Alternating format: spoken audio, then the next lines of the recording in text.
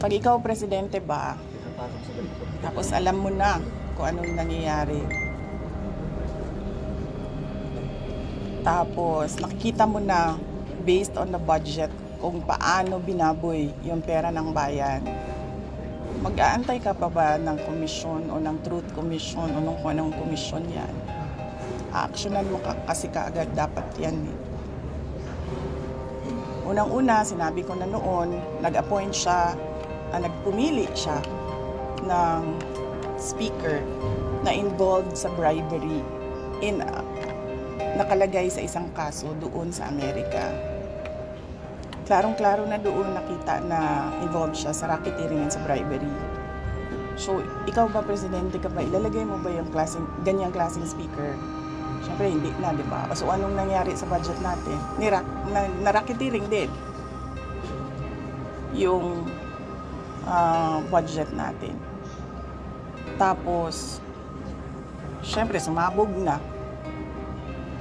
Hindi ako makapagsalita sa Department of Public Works and Highways, pero makapagsalita ako sa DepEd kung anong nangyari. At sinabi ko na sa inyo. Sinabihan na siya, alam niya. In a cabinet meeting, sinabi sa kanya kung anong nangyari sa Department of Education budget.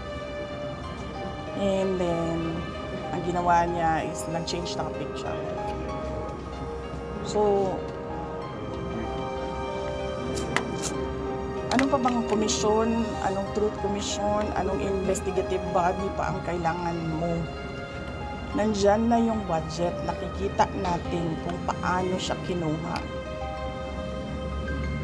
Diba dapat nun, diretso mo na gawin, tanggalin mo na yung speaker mo, ayusin mo na yung, sabihan mo na yung mga kaalyado mo sa House of Representatives, ayusin niyo yung budget, tapos panagutin mo na yung mag-lifestyle check ka na dyan sa mga congressman at sa mga staff nila. Dami dyan, may bahay sa abroad. Diba? Masyado siyang hindi niya alam kung anong gagawin at masyado siyang mabagal gumalaw. Nagmamadali ang Pilipinas eh. Pero alam niya lahat ito.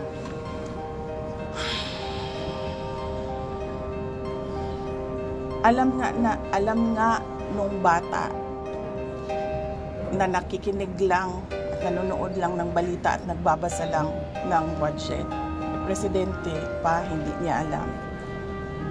Pero ma'am, di ba too late na po ba yung ginawa ni BBM? And of course, dapat po ba talagang kasuhan na si Speaker and si Sandy po sa mga ginawa? Actually, hindi na nga siya too late eh. Nothing na nga siya eh.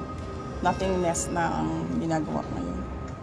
Kaso, the Speaker was your campaign manager in 22. Were you not aware of these issues before? Hindi naman siya naging speaker noon eh. I mean yung bribery po, kasi na-mention yung bribery, alleged bribery. Were you not aware during the 22 campaign?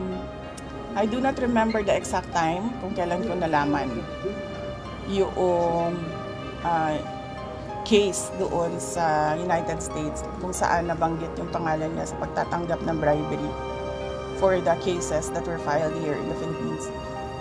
Pero hindi naman kasi ako ang pumipili ng speaker eh. Ang pumipili ng speaker ay ang presidente. At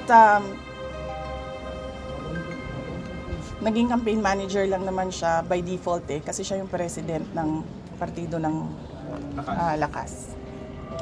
Ma'am, yung Any more questions? po sa Senate, ma'am.